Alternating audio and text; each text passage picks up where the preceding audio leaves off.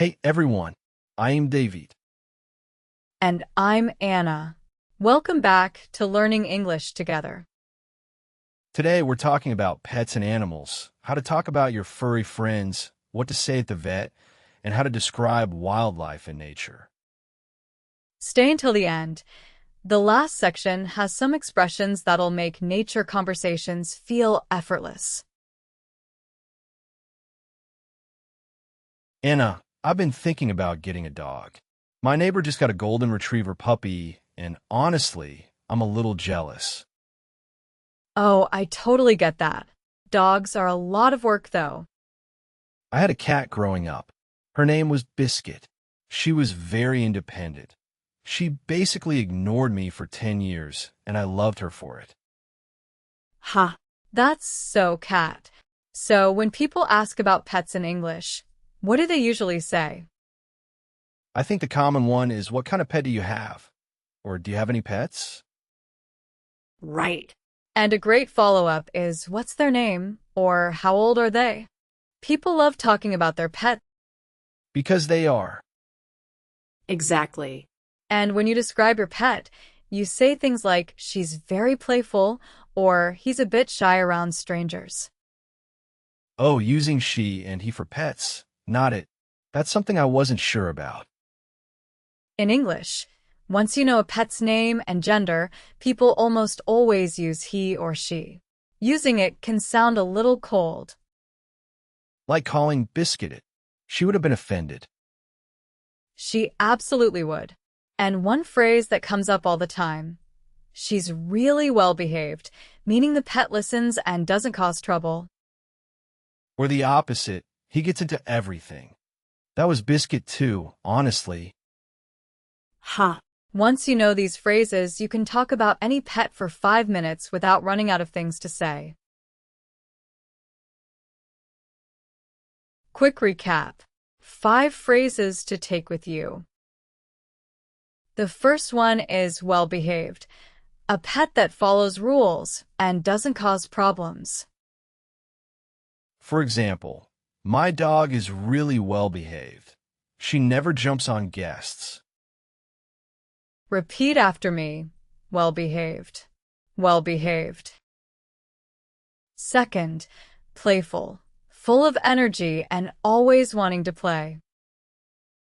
For example, he's super playful in the morning but sleeps all afternoon. Repeat after me. Playful. Playful. Third, shy around strangers. Nervous or quiet with people they don't know. For example, she's a little shy around strangers at first, but warms up fast. Repeat after me. Shy around strangers. Shy around strangers. Fourth, gets into everything. Always exploring, chewing, or making a mess. For example, he gets to know everything. I found him on top of the fridge last week. Repeat after me. Gets into everything. Gets into everything. And the fifth one, warms up, gradually becomes comfortable with someone new. For example, she's shy at first, but she warms up once she gets to know you. Repeat after me. Warms up. Warms up. Okay, so I've decided I'm getting a dog. And I know the first thing I need to do is take her to the vet. Good start. So vet is short for veterinarian, an animal doctor. Most people just say vet. Got it. What do I actually say when I walk in? You say, I have an appointment for. And then the pet's name. Like, I have an appointment for Luna at 2 o'clock. And if it's an emergency? Like she ate something she shouldn't have? Then you say, I need to be seen as soon as possible, or it's urgent. You don't need to explain everything at the desk. Just signal that it's serious. Last year, I actually had to call an emergency vet for a friend's dog. He'd swallowed a sock. Oh no. He was completely fine, but I didn't know what to say, so I just said, "Dog, sock, help." Somehow that worked. Ha. That's actually a solid emergency script. But a better version is, my dog swallowed something. Can I bring him in right away? That's much more dignified than "Dog, sock, help." A bit. And at the vet, they'll ask things like, has he had his shots? That means vaccinations. Shots. I know that word from human medicine. It's the same? Exactly the same. You can also say, is he up to date on his vaccines? That's the more formal version.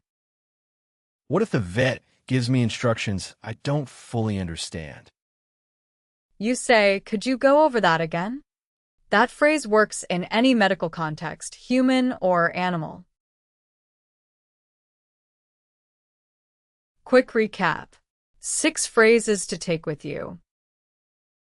The first one is vet, short for veterinarian, the doctor for animals. For example, I'm taking my cat to the vet tomorrow for her annual checkup. Repeat after me. Vet. Vet. Second, I have an appointment for. How you check in at the vet's office. For example, "Hi, I have an appointment for Max at 3:30. Repeat after me. I have an appointment for. I have an appointment for. Third, it's urgent. Use this when you need immediate help for a sick or injured pet. For example, "I think my dog ate something toxic. It's urgent. Can I come in now?" Repeat after me. It's urgent. It's urgent. Fourth, had his shots, received vaccinations, the injections that prevent disease. For example, "Has your cat had her shots?" The shelter needs to know before boarding. Repeat after me. Had his shots. Had his shots. Fifth, up to date on vaccines. All required vaccinations are current and done. For example, "Yes, she's fully up to date on all her vaccines." Repeat after me. Up to date on vaccines. Up to date on vaccines. And the sixth one. Could you go over that again? Politely asking for something to be explained a second time. For example, "Sorry, could you go over the dosage instructions again? I want to make sure I get it right." Repeat after me. Could you go over that again? Could you go over that again? So let's say I have the dog now. What are the everyday words I need to know for taking care of her? Okay, let's do a compare and contrast. I grew up with dogs, you had a cat, so our pet care routines are pretty different. Right? With a cat, honestly, the care is minimal. Refill the food, clean the litter box, pretend the cat likes you. Ha. Fair. With dogs, it's a bit more hands-on. You need to take them for walks, at least twice a day, and you need to groom them. Groom. That means brushing their coat? Brushing, bathing, trimming their nails. You can do it at home or take them to a groomer, a professional pet groomer. And I've heard people say they need to socialize their dog. What does that mean? It means exposing your dog to other dogs, people, and new environments so they grow up confident and friendly. A well-socialized dog is one that handles new situations calmly. That's actually a useful word beyond pets. Like he's very socialized for a person. Exactly, same root. Now for cats, you mentioned the litter box. Yes, that's the tray they use as a bathroom. And I had to scoop it, remove the waste every day. For dogs, the equivalent is picking up after them outside. People say, clean up after your dog, or pick up after your pet. There's always someone in the park who doesn't. There really is. And one word that comes up for both dogs and cats, spayed, or neutered. These mean the pet has been surgically prevented from having babies. That's something vets recommend early on, right? Usually, yes. And knowing these words means you can have a complete conversation with any vet or dog owner. Quick recap. 5 phrases to take with you. The first one is groom. To clean, brush, and tidy up a pet's fur and nails. For example, I take my dog to the groomer once a month. He comes back smelling amazing. Repeat after me. Groom. Groom. Second, socialize. Expose a young pet to new people, animals, and environments. For example, it's important to socialize puppies early so they're not anxious around strangers. Repeat after me. Socialize. Socialize. Third, litter box. The indoor tray that cats use as their bathroom. For example, I clean the litter box every day. It's the least glamorous part of having a cat. Repeat after me. Litter box. Litter box. Fourth, clean up after. Responsible for picking up a pet's waste in public. For example, please always clean up after your dog in the park. It's basic etiquette. Repeat after me. Clean up after. Clean up after. And the fifth one, spayed or neutered. A pet that has been surgically sterilized. For example, she's spayed, so we don't have to worry about unexpected litters. Repeat after me. Spayed or neutered. Spayed or neutered.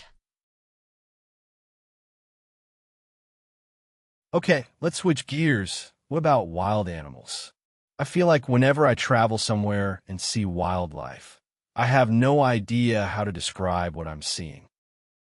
This one's fun. So the basic vocabulary. Animals that live in nature are wild or wildlife. The place they live is their habitat. Like their natural habitat. Exactly.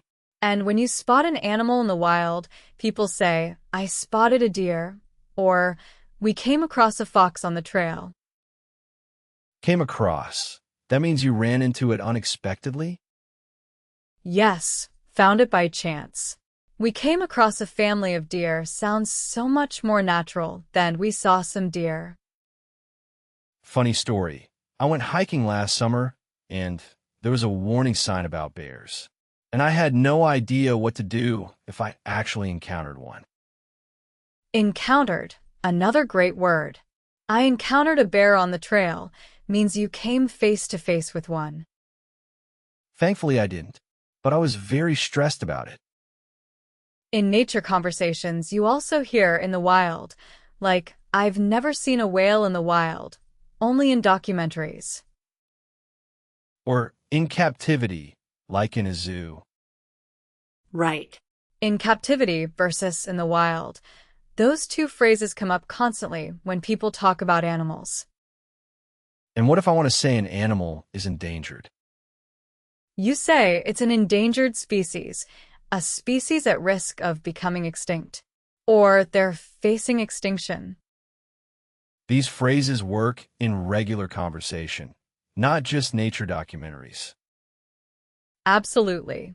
Once you know spotted, came across, in the wild, and endangered species, you can hold your own in any wildlife conversation. Quick recap. 5 phrases to take with you. The first one is I noticed or saw an animal, often unexpectedly. For example, we spotted a red fox right at the edge of the forest. Repeat after me. I spotted a. Second, came across. Found or encountered by chance while walking or traveling. For example, we came across a family of deer on the hiking trail this morning. Repeat after me. Came across. Came across. Third, in the wild, in a natural environment, not in a zoo or in captivity. For example, have you ever seen a dolphin in the wild? It's completely different from an aquarium. Repeat after me. In the wild. In the wild. Fourth, in captivity, kept by humans in a zoo, sanctuary, or enclosure. For example, tigers in captivity often live longer than those in the wild, but it raises ethical questions. Repeat after me. In captivity. In captivity. And the fifth one, endangered species, a type of animal at serious risk of dying out completely. For example, snow leopards are an endangered species. There are fewer than 5,000 left. Repeat after me. Endangered species. Endangered species. That's all for today. Pick one phrase from this video and use it tomorrow. That's how this stuff sticks. If you got something out of this, hit like and follow. Next episode, we're covering neighborhood and community English. How to talk about where you live, recommend local spots, and chat with your neighbors. See you then.